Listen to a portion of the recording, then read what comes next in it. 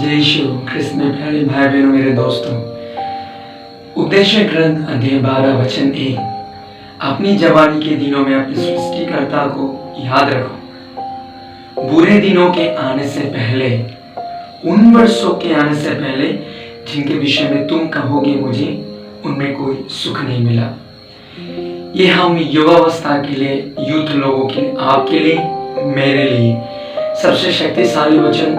जिस तरह एक पिता अपने पुत्र को, माता पिता एक बच्चों को शिक्षा देता है, टीचर अपने स्टूडेंट लोगों को शिक्षा देता है, वैसे ही ईश्वर हमें एक शिक्षा दे रहा, वो ये है अपनी जवानी के दिनों में अपने सृष्टिकर्ता को याद रखो, बुरे दिनों से आने से पहले, उन वर्षों के आने से पहले जिनके विषय में तुम कहोगे मुझे उनमें कोई सुख नहीं मिला। ये सबसे अच्छा सुंदर वचन है।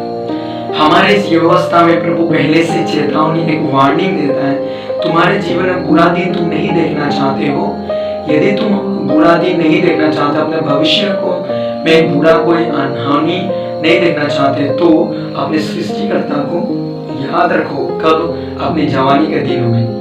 ये क्यों प्रभु बोला अपनी जवानी के दिनों में? बोल सकता था कि बुढ़ापा में या अपने पूरे जीवन में याद करना, लेकिन क्यों बोला प्रभु अपनी जवानी के, सिर्फ जवानी के दिनों? कारण है क्योंकि प्रभु हमारे इस जवान, इस युवावस्था में, इस यंगस्टर में, इस समय में प्रभु हमारा इस जो कुछ भी हम इस समय प्रभु के लिए करता है, प्रभु को सबसे अधिक प्रिय है।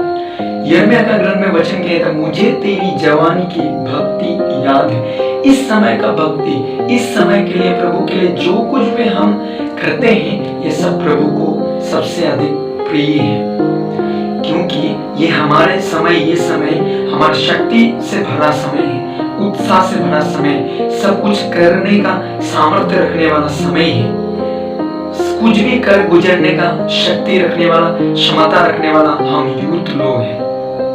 इसलिए प्रभु ये युवावस्था, ये शक्ति, ये स्वभाव, ये खूबी, ये सब प्रभु के लिए जब हम देते हैं, प्रभु के लिए हम जब इस्तेमाल करते हैं, प्रभु की महिमा के लिए, ये चीज प्रभु हमारे लिए, प्रभु ये बातें जो कुछ भी हम उनके लिए करता है, ये सब प्रभु याद रखता है। वो ना केवल इस जीवन के लिए, बल्कि हमारे आने वाले जेनरेशन के लिए भी। इसलिए प्रभु हमारे इस जीवन तक सीमित शिक्षा नहीं देता, बल्कि हमारे आने वाले जेनरेशन के लिए ये शिक्षा है कि तुम अपने सृष्टिकर्ता को याद रखो। याद करने का मतलब क्या है? कि किसी को में से ओ प्रभु ऐसे, ये बात याद करने का इसका मतलब नहीं है कि जब चाहे तब याद ही। याद करने का मतलब जब हम किसी को प्यार करता है या किसी का उपस्थिति हमको हमें बहुत अच्छा लगने लगता है, तब हम उसके साथ संगति हम चाहता है, या उससे हम बात करना, या उसके साथ समय बिताना, या दोस्त हो या कोई भी हो, हम उनके साथ समय बिताना अच्छा लगता है। उसका याद में हम रखता है, उसका भलाई, उसका बातें हम याद करते हुए हम रहते हैं, क्योंकि उसका उपस्थिति हमें अच्छा लगता है। तब हम सोते, जागते, सब याद करते हैं। उदाहरण के लिए, मैं इस सेवा में आने से पहले, इस सेवा में वचन की घोषणा के लिए, प्रभु की सेवा करने से पहले, प्रभु को जानने से पहले, मैं एक रिश्ता में था। तब उस पहले फर्स्ट टाइम था, तो उस समय उस लड़की का विषय में बहुत अधिक सोचता, सोते, जागते, काम करते, सबका मैं सोचता था, इतना अधिक सोच रहा। एक समय क्या हो, एक सवेरे, तब वो एक सवेरे क्या हो, सुबह उठाकर उस लड़के का विषय में सोच के हम चल रहा था, उसका विषय में सोच के, तो मैं बाथरूम जा रहा था।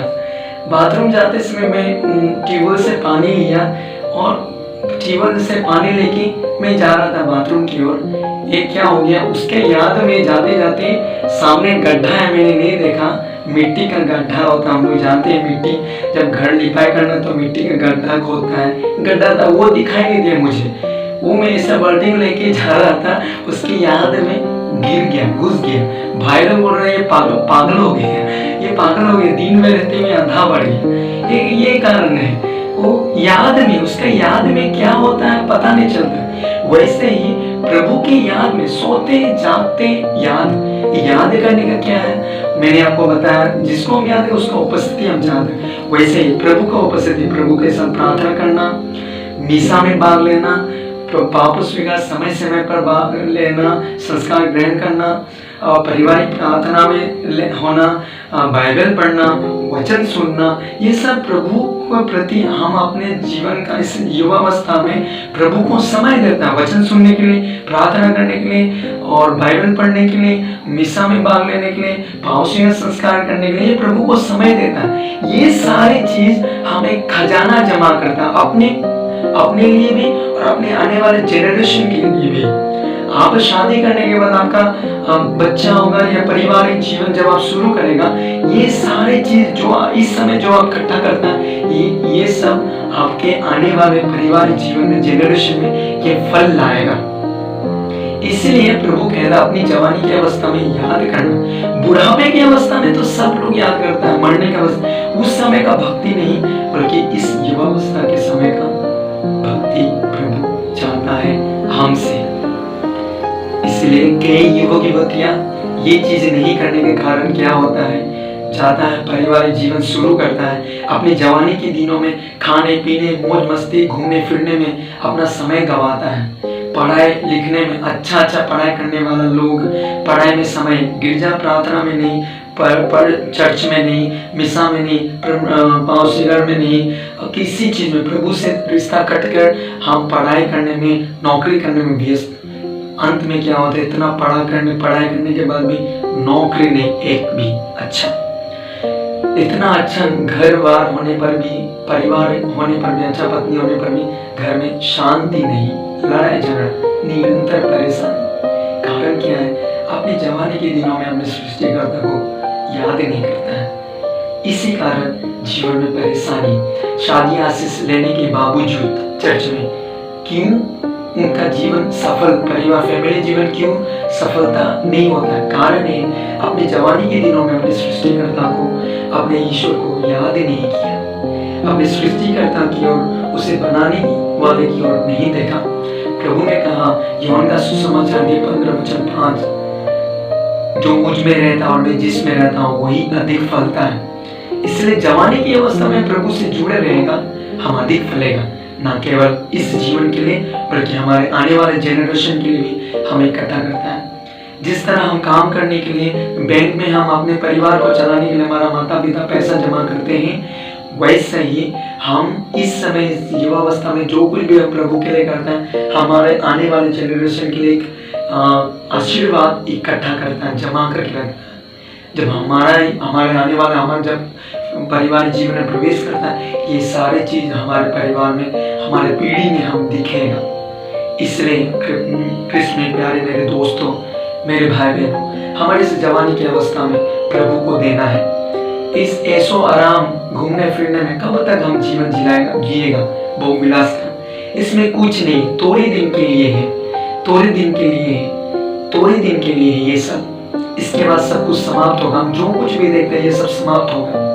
और इसके लिए बाद में आप जब आपका जीवन में जब बुराई, जब परिवार जीवन शुरू करेगा तब कोई आशीर्वाद नहीं, तब सोचेगा ये क्यों ऐसा हो गया। इसलिए हम याद रखना, इस जवानी की अवस्था में हम अपने सृष्टिकर्ता का याद रखना, उसके सानिध्य में, उसकी उपस्थिति में हम जीवन जीना।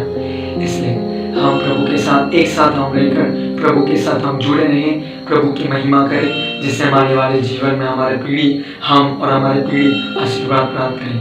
सबों को जय यीशु।